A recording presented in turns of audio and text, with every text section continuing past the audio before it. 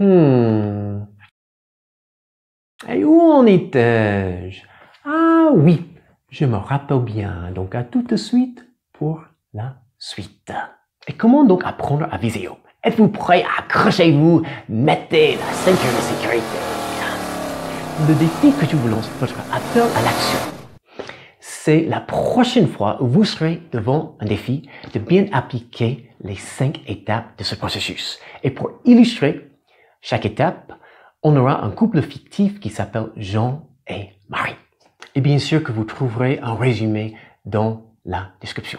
Après tout, les accomplissements grandioses sont tout simplement le résultat de beaucoup de petits efforts répétés maintes et maintes fois.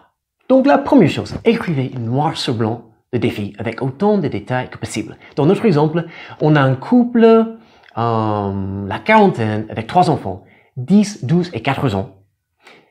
Et ils gagnent collectivement 50 000 € bruts par an. Chacun travaille à temps plein. Et ils ont fait les calculs, ils ont remarqué que pour financer vraiment correctement les études universitaires dans 10 ans de leurs 3 enfants, que ça va coûter 100 000 €. Et pour le moment, ils avaient quasiment rien mis à côté.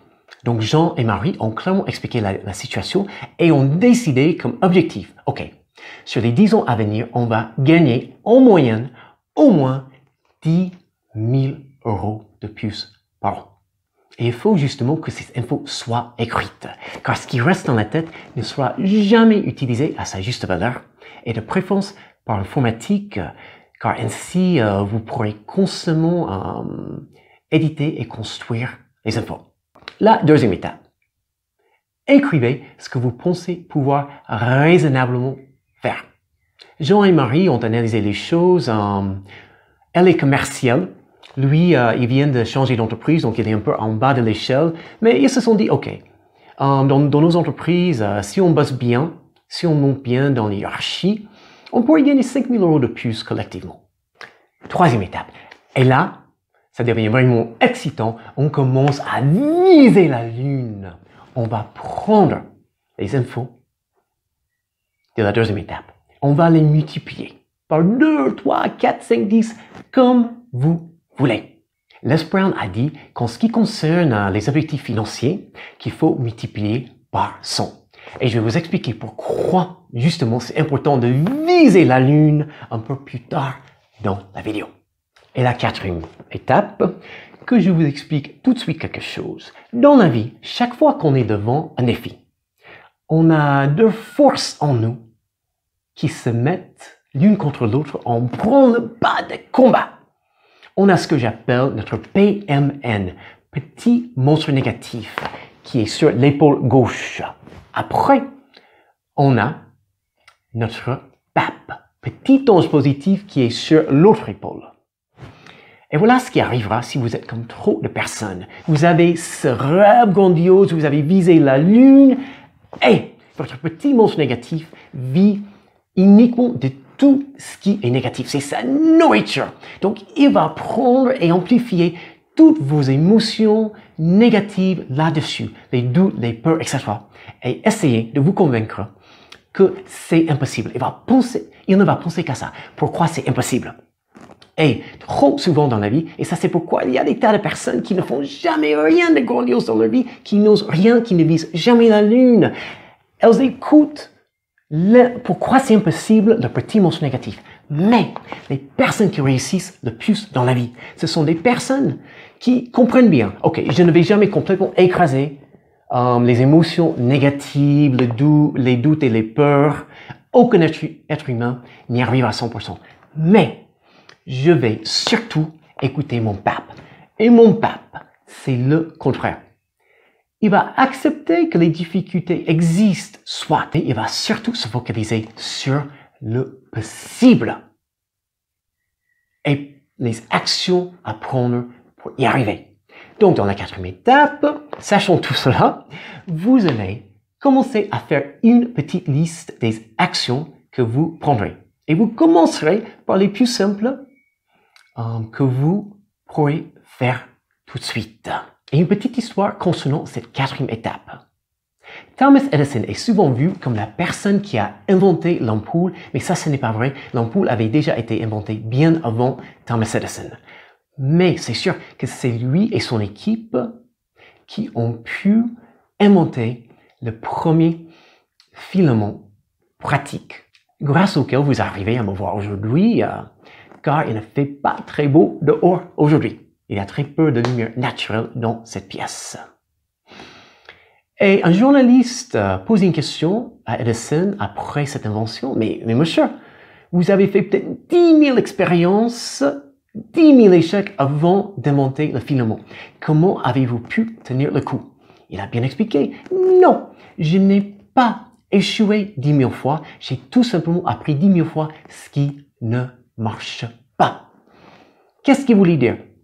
Edison a eu évidemment beaucoup de batailles avec son petit monstre négatif, mais il décidait de se focaliser sur le possible grâce aux infos de chaque expérience ratée. Et le 5e étape. Ce n'est pas pour le mois prochain, d'ici 6 mois, d'ici 1 an, parce que sinon on ne va jamais démarrer. Passez à l'action tout de suite.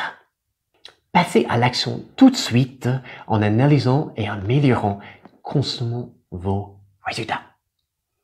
Et bien sûr, ce n'est pas un petit processus avec quelques efforts, c'est un processus permanent, mais ça vaut toute la peine car une excellente vie exige qu'on fasse beaucoup d'efforts dans l'immédiat pour continuer à construire un meilleur avenir. Tandis que si vous ne faites rien, la vie que vous avez actuellement sera toujours la même. Et une petite histoire de ma propre vie et mes débuts tardifs dans les conférences. Il y a bien longtemps, pendant une période de ma vie où j'avais connu de grosses déceptions, j'avais vraiment le moral dans les baskets. J'étais misérable et j'avais une très mauvaise attitude. Et bizarrement, je vais dire, grâce à cette période, un jour, au milieu de tout cela, je me suis dit, Mike, un jour, je ne sais pas exactement comment, mais tu vas parler devant des millions de personnes avec des conférences et tu vas aider des tas de personnes à progresser dans la vie et surtout à ne jamais ressentir ce que tu ressens maintenant. Car j'étais vraiment déprimé à cette époque de ma vie. Mais en vivant de pleines excuses bidons, aucune bonne raison, j'ai retardé ce projet de démarrer les conférences et ma présence web et tout ce que j'aurais pu partager il y a longtemps et tout ce qu'on aurait partagé avec moi, c'est raté. Quand je fais ces vidéos, je parle souvent des propres erreurs de ma propre vie. Peut-être que vous ne les ferez pas. Et vous voyez, c'est un processus vraiment simple. C'est comme le shampoing. Si vous avez bien plus de cheveux que moi, vous appliquez, rincez et répétez jusqu'à ce que ça devienne une habitude. Et j'imagine peut-être que certains d'entre vous, vous dites « Ah oui, mais Mike, tu ne comprends pas. Oui, effectivement, les raisons que tu as évoquées, ça me limite énormément dans la vie et je ne vise jamais haut. Donc, je ne saurais pas comment faire. » Mais la vraie question, ce n'est pas là. Je vous ai expliqué comment vous pouvez commencer à continuellement progresser en ce qui concerne le fait de viser la Lune. Mais la vraie question, c'est si vous ne faites rien pour continuellement changer, progresser et évoluer. Surtout évoluer. Votre vie actuelle sera telle qu'elle d'ici 1 an, 5 ans, 10 ans, peut-être même 50 ans. En serez-vous content? Si vous êtes comme la vaste majorité des personnes, la réponse est un énorme non. On sait bien que les regrets pèsent des tonnes et que rien de grandiose n'a jamais été construit sans effort. Donc, vous devez constamment prendre une grosse masse et un ciseau et métaphoriquement vous taper dessus pour enlever le plâtre de la négativité, des boulets que vous traînez, toutes les choses qui vous empêchent d'aller beaucoup plus loin dans la vie. J'appelle ça faire du ménage. Les remises en question, bien ciblées, c'est tout simplement utiliser positivement le temps qui va s'écouler de toute façon. Donc, pourquoi ne pas remplir notre vie? d'une vie où on vise constamment la lune au lieu de viser bas ou de ne rien viser. Et voilà les résultats que vous aurez après avoir appris comment viser la lune. Vous vous sentirez comme une pile super chargée. Alléluia! Alléluia! Car en faisant un petit ajustement avec beaucoup d'efforts, c'est-à-dire le fait de viser beaucoup plus haut, vous allez accomplir beaucoup plus de choses dans la vie. Et pourquoi? Car en visant la lune, vous allez faire beaucoup plus appel à toutes vos capacités et à toutes les forces de l'univers qui conspirent à votre réussite. On a les personnes, événements et toutes sortes d'autres choses qui vont venir vous aider et vous propulser vers les réussites que vous n'auriez jamais cru possibles. Imaginez la satisfaction de cette nouvelle vie et de cette transformation. Et comme bonus, je vous parlerai, et bien sûr que le lien est dans la description, d'un excellent livre de Brian Tracy qui s'appelle tout simplement But. Et bien sûr, qui parle de l'importance de viser haut, de viser la lune. Et voilà tout pour aujourd'hui. J'espère sincèrement que tout ce qu'on a partagé vous aidera à viser beaucoup plus haut avec beaucoup plus de résultats, beaucoup plus rapidement. Et si ce partage d'infos vous sera de la moindre façon utile, j'ai quelques petits services à vous demander. De bien lire la description, cliquez sur le pouce, laissez quelques commentaires, abonnez-vous et partagez cette vidéo avec au moins une personne. Donc, je vous souhaite une fabuleuse semaine ou fin de semaine et pourquoi pas la meilleure de votre vie. À très bientôt pour la prochaine vidéo où je prendrai une grosse pelle et creuserai la réponse avec vous à la question suivante. Quels sont les 4 piliers de vos finances perso? Je vous laisse y réfléchir.